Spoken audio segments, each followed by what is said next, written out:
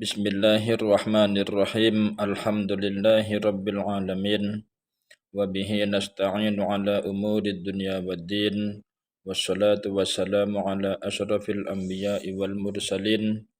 Sayyidina wa maulana Muhammadin wa alihi wa sahbihi ajma'in. Amma ba'du.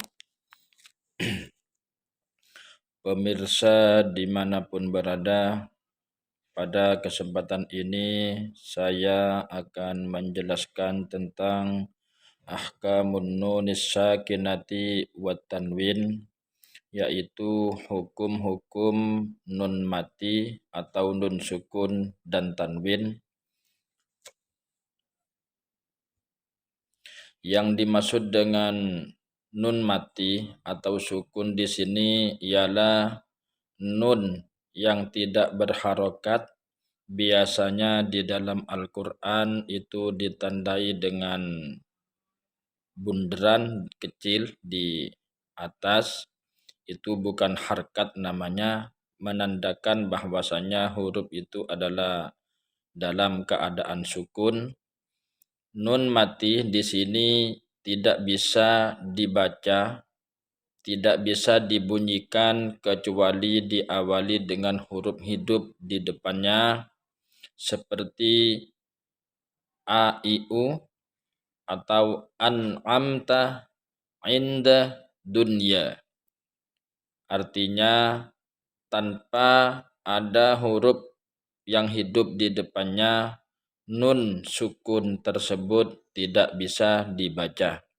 Itu gambaran daripada nun mati atau nun sukun. Sedangkan yang dimaksud dengan tanwin di sini adalah suara nun mati yang bertempat di akhir kalimat isim atau kalimat-kalimat yang berarti kata benda, yang kelihatan bila diwasol, artinya nunnya itu terbaca. Biasanya di dalam Al-Quran itu ditulis huruf nun kecil di bawah hamzah di depannya. Suatu contoh, qul huwallahu ahad, itu harakatnya kan ahadun, dalnya tanwin, tanwin dhammatain, ahadun itu berbunyi dun, ada u sama n. Ketika di wasol mau dilanjutkan, bacaannya disambung, maka nunnya itu menjadi kelihatan hidup, terbaca. Qul huwallahu ahadunillahus samad. Itu nun atau tanwin ketika diwasol, dan juga akan menjadi hilang apabila diwakafkan, artinya tidak kelihatan.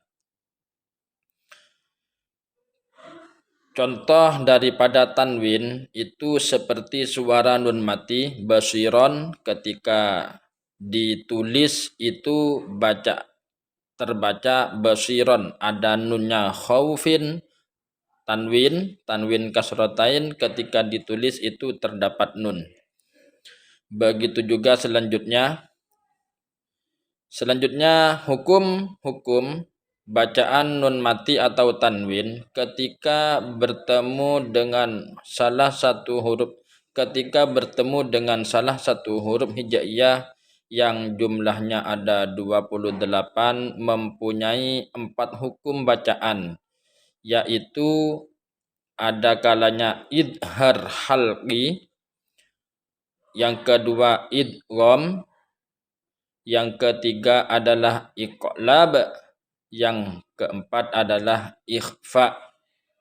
Kita lanjut pada definisi daripada idhar halqi. Kenapa di sini dibaca ada istilah halqi? Karena huruf-huruf idhar itu adalah huruf-huruf yang tempat keluarnya berada di tenggorokan.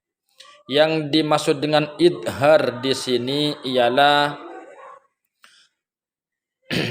mengeluarkan setiap huruf pada makhrajnya tanpa ada dengung, yakni harus terang dan jelas. Huruf idhar halqi di sini ada 6. Yang pertama hamzah, ha, ha, kha, ain dan ghin. Keenam huruf ini tempat keluarnya bersumber dari tenggorokan. A, I, U, Ba. Contohnya A, I, U, Ba. Ha, hi, hu, bah. Ha, hi, hu, bah. Ha, hi, hu, bah. Kha, khi, khu, bah. Kalau kha itu terdapat ada ngorok sedikit ya, biar betul-betul keluar dari tenggorokan. Kemudian ain, a, i, u, ba, wa, wi, gu, bak, itu bersumber dari tenggorokan. Dan juga di samping itu huruf ain dan wain itu ada bersifat isti'la, yakni meninggi. Cara baca daripada idhar di sini ialah membaca suara nun mati atau tanwin ketika bertemu dengan salah satu huruf idhar yang 6 barusan ialah dibaca dengan terang, tidak boleh tertahan tanpa dengung. Contohnya seperti kalau hamzah bertemu dengan nun mati bertemu dengan hamzah ialah yan auna, yakni dalam membaca idhar ini tidak harus terlalu tertahan. Yan auna, kullun amanah, tidak harus seperti itu, akan tetapi sederhana saja. Yan auna, kullun amanah, yan hauna, qaumin had, min ilmin jannatin aliyah. Yang penting suara nun mati atau tanwin tersebut terang, berbunyi jelas tanpa ada dengung.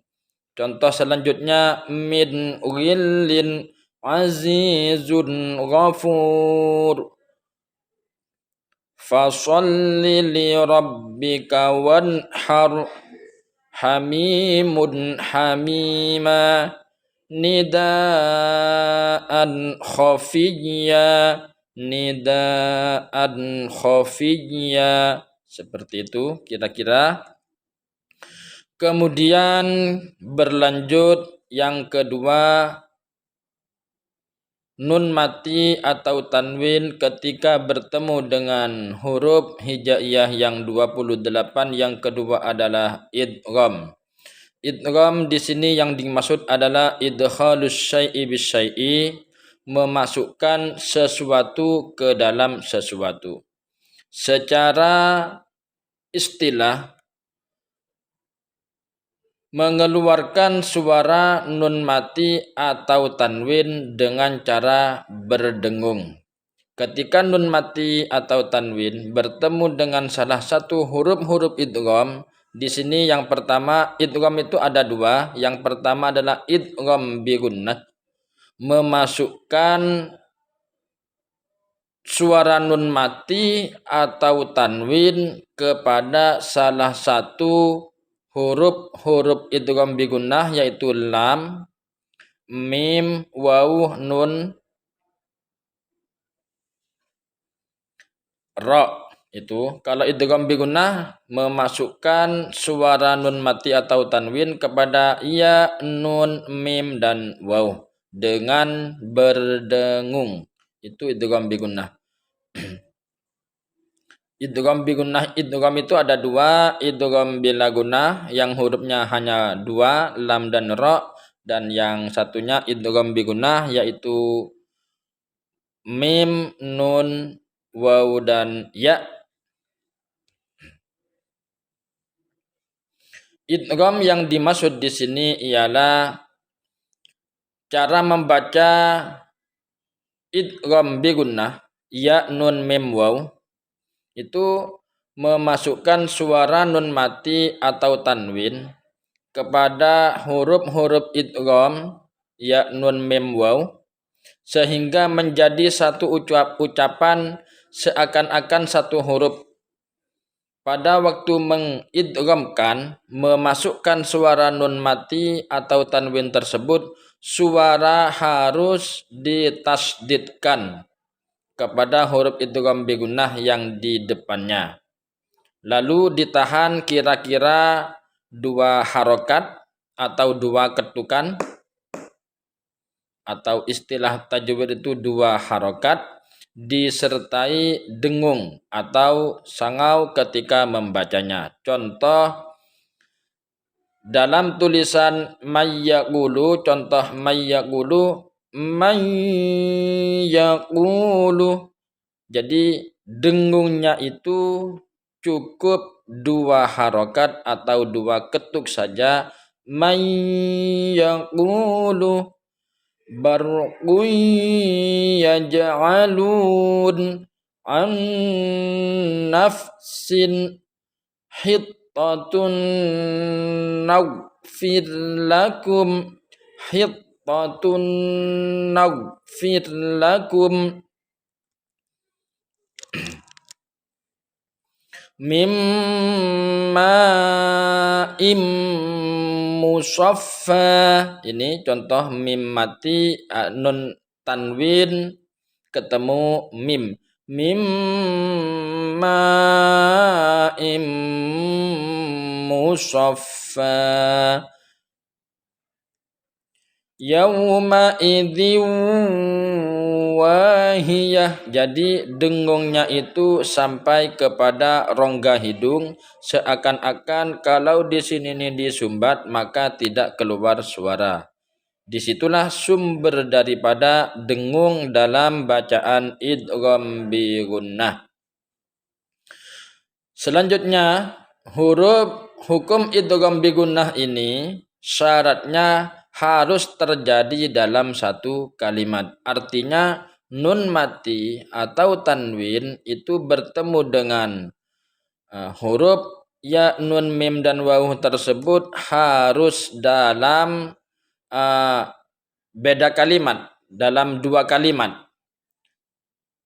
Sehingga kalau dalam satu kalimat maka tidak dibaca idgham bi gunnah lagi, melainkan menjadi bacaan idhar mutlak. Contoh yang satu kalimat ad-dunya, sinwanun, bunyanun, ginwanun, ginwanun daniyah. Contoh ini tidak bisa dibaca ad-dunya, sinwa, giwa, tidak bisa karena ini satu kalimat.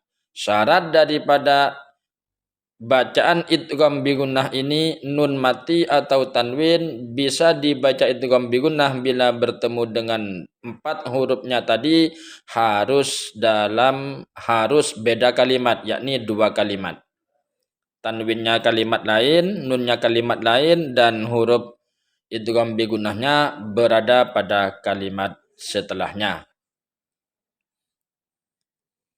Kemudian lanjut kepada yang definisi daripada idgham bila gunnah.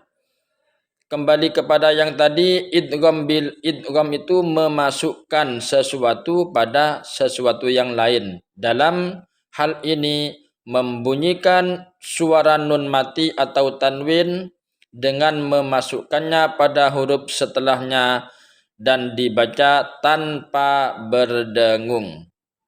Jadi kalau idgham bila gunnah ini memasukkan suara nun mati atau tanwin kepada huruf idgham bila gunnah, yaitu ra dan lam, tanpa ada dengung.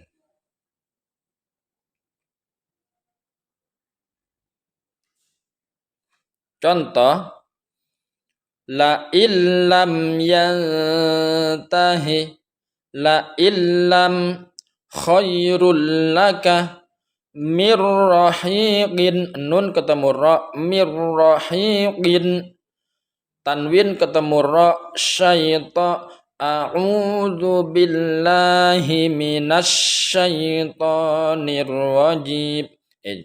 Salah. Syaitonir rajim. Ini nin tanwin ketemu ro, syaitonir rajim.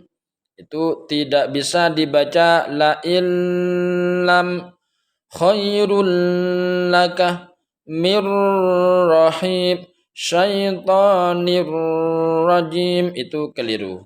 Akan tetapi di sini suara nun mati dan tanwin dimasukkan kepada lam dan ra, huruf lam dan ra tanpa adanya dengung. Selanjutnya tanwin nun mati dan atau tanwin bila bertemu dengan huruf hijaiyah yang 28, yang ketiga adalah bacaan iqlab. Iqlab di sini diambil dari aqlaba yaqlabu iqlaban, artinya membolak-balik, menukar atau mengganti suatu huruf menjadi huruf lain yang berbeda daripada asalnya. Dalam hukum nun tanwin, nun mati atau tanwin, di sini bisa dibaca iqlab bila bertemu dengan huruf ba. Contohnya seperti ambihum alaihim bilatis sudur. Jadi yang benar dalam pengucapan bacaan iqlab di sini nun mati atau tanwin diganti dengan waw, namun bibir waktu mengucapkan sedikit terbuka disertai dengung. Ambihum alimun bilati. Biar ada perbedaannya dengan yang dinamakan idgham mislen nanti. Itu cara baca bacaan iqlab yang benar, bibir terbuka sedikit, artinya tidak terlalu rapat. Kemudian pembagian yang terakhir adalah bacaan ikhfa. Ikhfa itu artinya menyamarkan.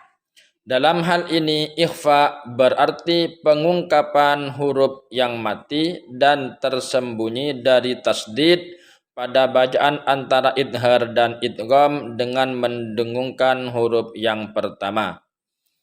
Bacaan huruf-huruf ikhfa di sini tertentu, gampang saja, pokoknya selain yang 6 yaitu idhar, hamzah, ha, kha, ain dan ugin, dan ditambah selain idgham ya, nun, mim, waw dan lam, ra, dan ditambah selain iqlab, maka itu bacaan ikhfa.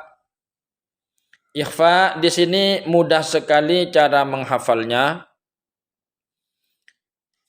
Dalam sebuah syair disebutkan biar untuk memudahkan menghafal, sif za sana kam jada syakhsun qad sama dum tayyiban zid fi tuqan dhalima.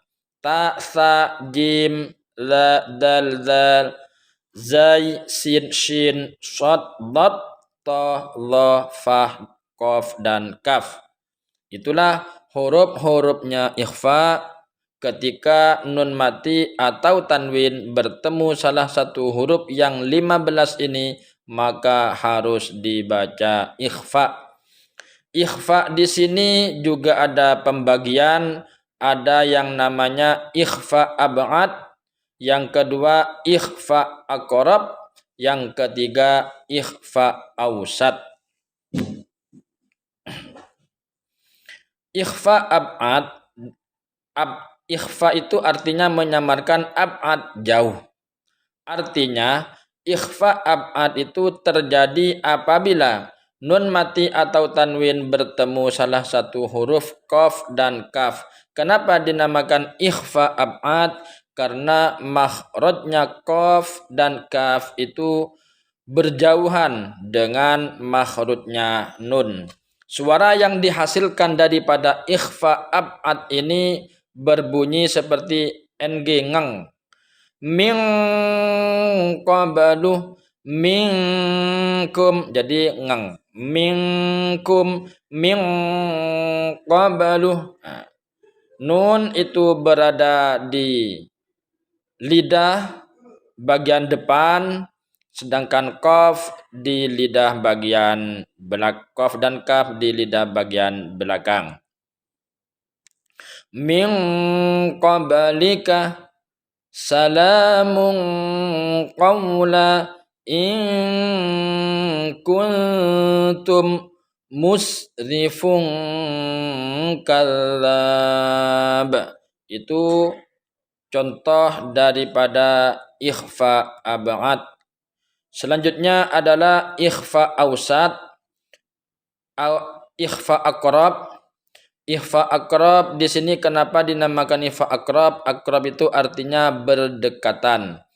Ikhfa aqrab ini terjadi ketika nun mati atau tanwin bertemu salah satu huruf ikhfa berikut dal, ta, ta. Dal itu berada di bagian lidah bagian depan, di depannya nun sedikit, ta, ta. Berada berdekatan, artinya sama-sama berada di lidah bagian depan. Oleh karena itu nun mati atau tanwin ketika bertemu tiga huruf ini maka dibaca ikhfa aqrab yang bunyinya seperti huruf N. Contohnya seperti keluar N. Namun di sini nanti ada suara samar, harus disamarkan disertai dengung di depan jannatin tajri. Jadi dengungnya sedikit saja, selanjutnya samar. Dengungnya satu ketuk atau satu harokat, sedangkan samarnya dua harokat atau dua ketukan.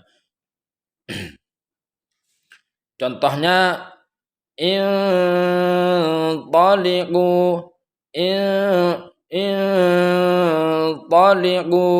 baldatun thayyibah andada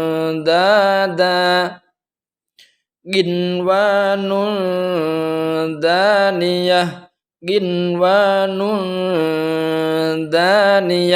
Seperti itu kira-kira. Kemudian selanjutnya ikhfa ausat. Ausat itu maknanya pertengahan, tidak terlalu jauh, tidak terlalu dekat makhrajnya. Huruf ikhfa ausat ini dengan makhrajnya nun tidak terlalu dekat dan juga tidak terlalu jauh. Hurufnya sa, jim, za, zai, sin, shin, shad, dad, dha, dan fa. Suara yang dihasilkan daripada ikhfa ausat ini adalah seperti bunyi ny, n. Contohnya seperti disertai dengung seperti biasa. Pokoknya ikhfa itu disertai dengung kemudian samar. Dengungnya satu alif, satu ketuk, dan samarnya dua ketuk atau dua harokat. Kalau dengungnya satu harokat atau satu ketuk, sedangkan samarnya dua ketuk atau dua harokat. Contohnya mansura shihabun sagib man jaa bil hasanah ainun jariyah munzirun shawaban zalik.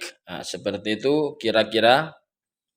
Dan juga Contohnya yang lain sebagaimana yang sudah tertera. Anzalna yunshi'u linafsin syai'a.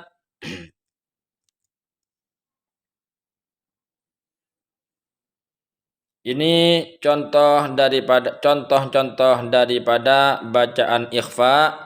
Pokoknya bila nun mati atau tanwin bertemu dengan salah satu huruf yang 15 tadi dinamakan bacaan ikhfa. Selanjutnya kita bahas tentang hukum bacaan mim mati. Kalau tadi bacaan nun mati atau nun sukun atau tanwin, sekarang mim mati. Ada 3 macam hukum bacaan mim mati atau mim sukun apabila bertemu dengan huruf hijaiyah. Ada perbedaan dengan yang tadi.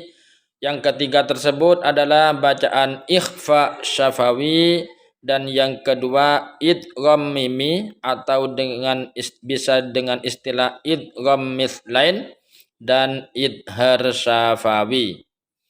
Hukum bacaan mim mati tersebut ada huruf-hurufnya ditentukan. Di sini lebih mudah daripada nun mati atau tanwin tadi. Hurufnya ikhfa syafawi itu hanya ba. Sedangkan idgham mithlain atau idgham mimi hurufnya adalah mim saja. Dan selain itu adalah bacaan idhar syafawi. Idhar syafawi ini adalah idhar itu jelas, syafawi itu bibir. Maksudnya pengucapannya itu dibaca jelas. Ikhfa di sini adalah samar, syafawi itu bibir, yakni penyamarannya itu pengucapannya di bibir adalah dengan samar. Yang pertama, ikhfa syafawi berarti menyamarkan. Jadi ikhfa syafawi menyamarkan bacaan di bibir bila nun mim mati bertemu dengan ba. Adapun cara membacanya dengan menyamarkan bacaan mim mati di bibir sambil didengungkan. Contohnya dakhaltum bihin. Kalau iklab tadi itu bibir agak ada dibuka sedikit, sedangkan ikhfa syafawi di sini tidak dibuka sama sekali, namun disertai dengan suara samar. I'tasim billah tarmihim bihijaratin wa hum bil akhirah. Kemudian selanjutnya idgham mimi atau idgham mithlain, yaitu mim mati bila bertemu dengan mim. Makanya dinamakan idgham mithlain atau mutamatsilain atau idgham mimi. Mutamatsilain atau mithlain di sini 2 huruf yang sama, yakni mim mati bertemu dengan mim.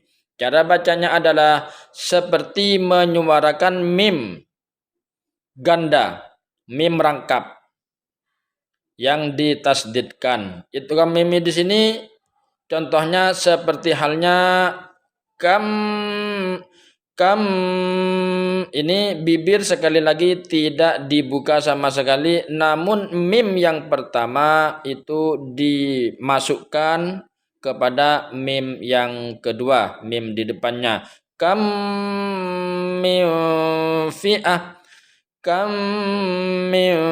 fi'ah walakum ma kasabatum lahum masala. Ini mirip-mirip dengan bacaan gunnah. Gunnah nanti ada penjelasan tersendiri, yakni hurufnya hanya 2, mim dan nun yang bertasdid. Kembali ke idgham mithlain mutamatsilain, afara'aitum ma tumnun. Itulah contoh daripada idgham mutamatsilin. Yang terakhir adalah idhar syafawi. Idhar adalah jelas membaca suara nun mati dalam pengucapannya itu dibaca jelas. Makanya di sini diistilahkan dengan idhar syafawi. Syafawi itu maknanya bibir. Artinya menjelaskan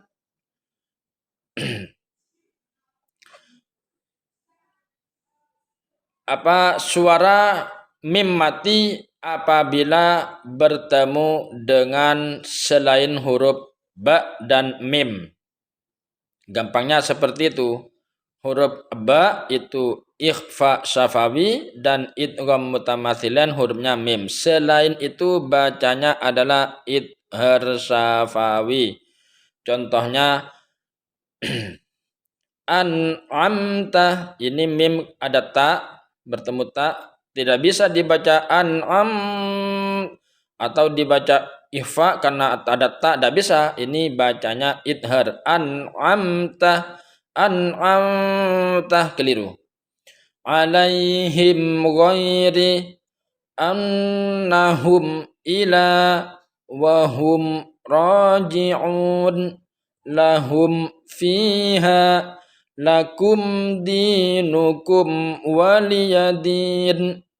Itu contoh-contoh daripada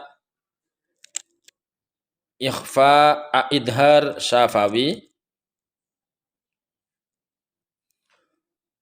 Am ja'alu am hasibatum am khalaqna lakum dinukum fahum dzalik lahum rizqun tumsuna wahum syahidun kuntum shadiqin.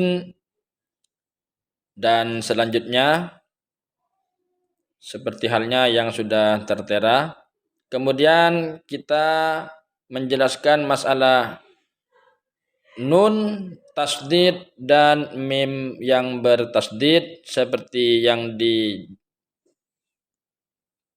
dijelaskan tadi, ialah nun bertasdid dan mim bertasdid itu harus dibaca gunnah, yaitu mengeluarkan suara mim tasdid dan nun bertasdid tadi dari jalur hidung.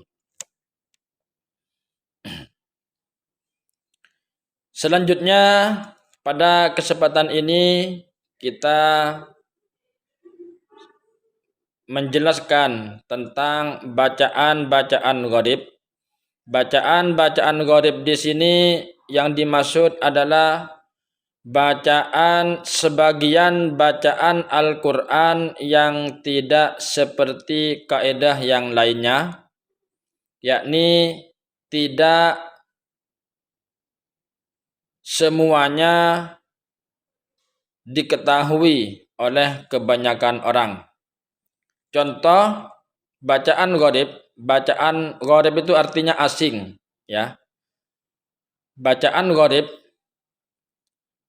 yakni di sini yang pertama adalah bacaan imalah. Imalah secara bahasa cenderung atau belok, namun dalam istilah qiraah ilmu tajwid, imalah berarti sedikit membunyikan fathah ke arah kasrah. Artinya setengah kasrah dan setengah fathah, sehingga bunyinya menjadi e. Menurut Imam Hafs itu imam yang biasa diikuti qiraahnya oleh kebanyakan masyarakat Indonesia. Biasanya di Indonesia di sini mengikuti bacaan Imam Asim riwayat Imam Hafs. Mengingat di dalam cara baca Al-Quran ini ada 7 bacaan, namun yang diikuti oleh mayoritas penduduk Indonesia adalah qiraah Imam Asim, riwayat Imam Hafs.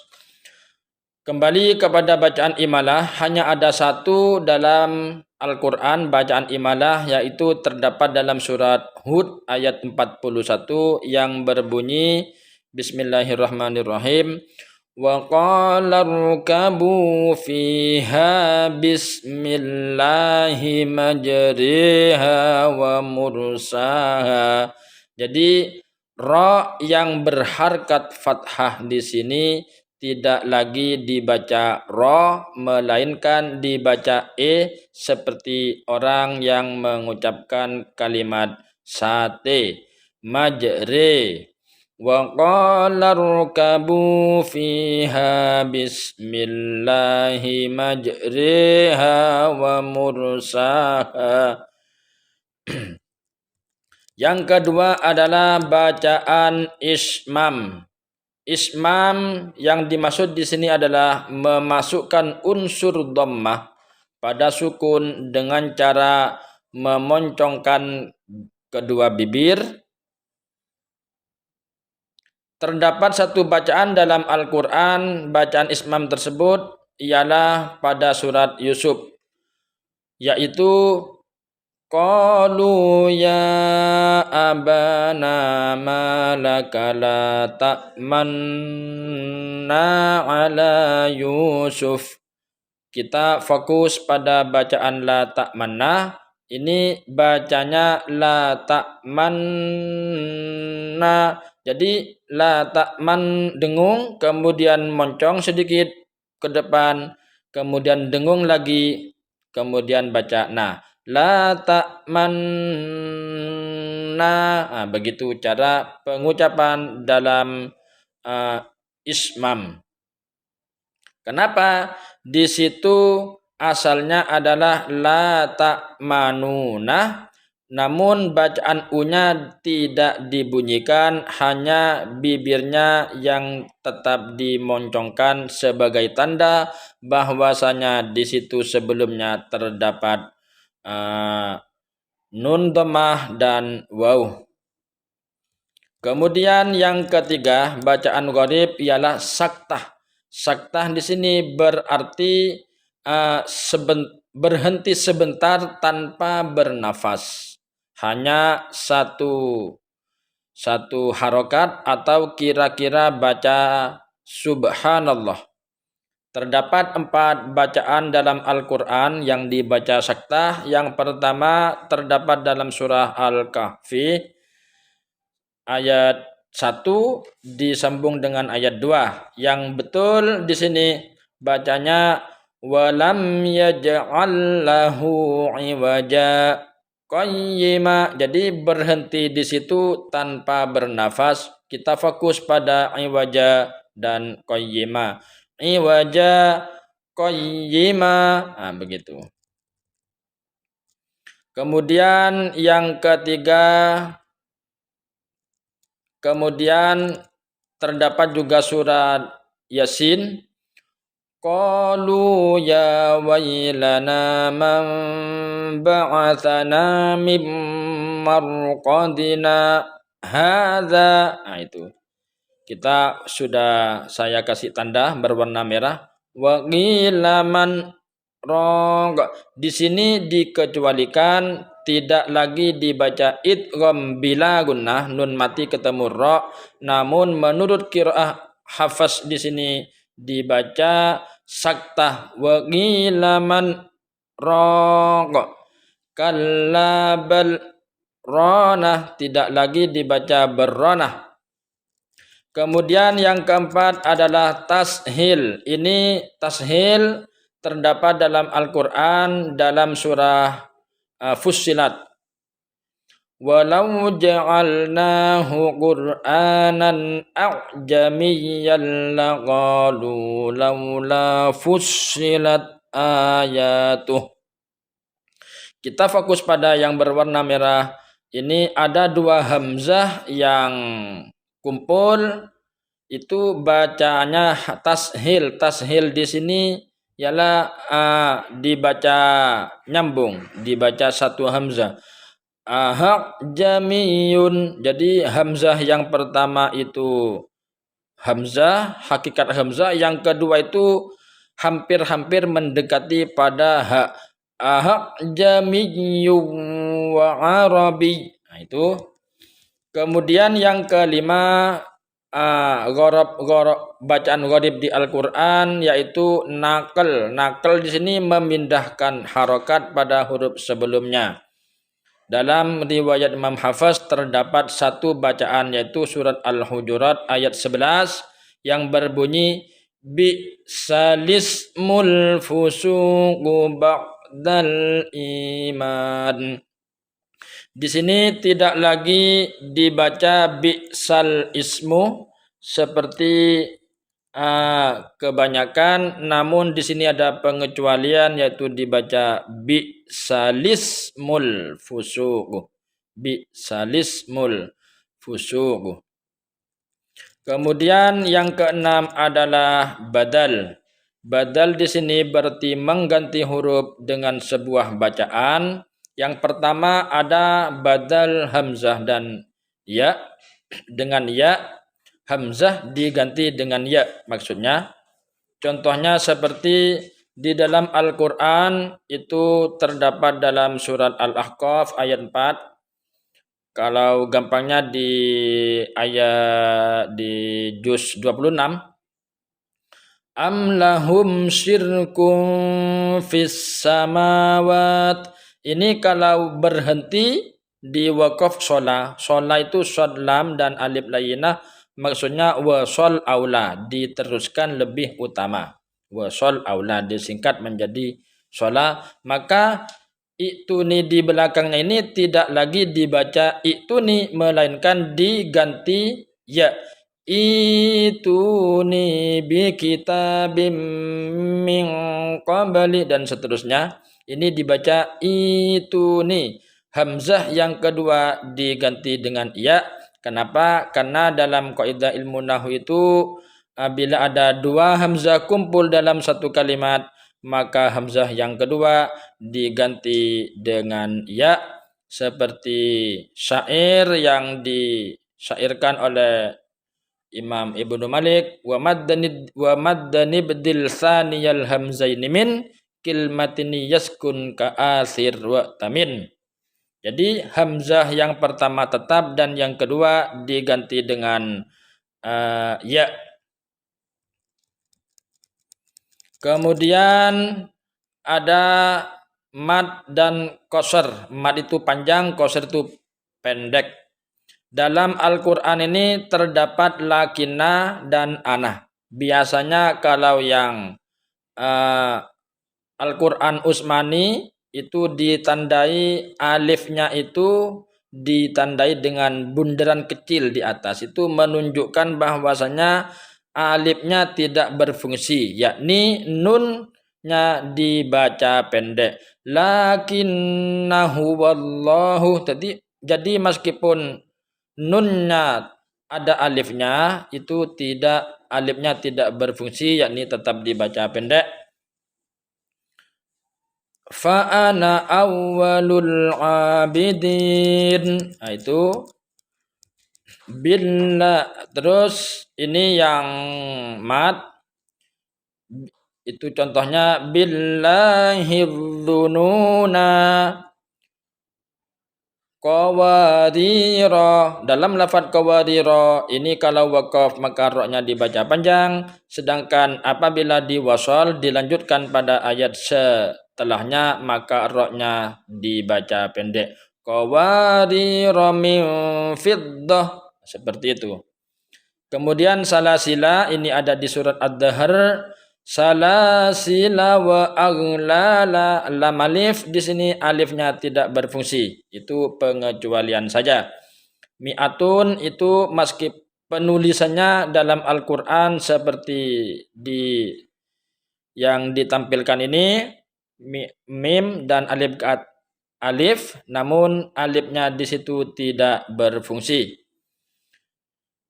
Lan nad'uwa itu meskipun setelah waw ada alif, namun alifnya tidak berfungsi seperti tadi biasanya di Al-Quran itu ditandai dengan bundaran kecil, menunjukkan bahwa alifnya tidak berfungsi. Litatluwa alaihim liyabluwa liyarbuwa nabluwa ala inna samuda kafaru rabbahum.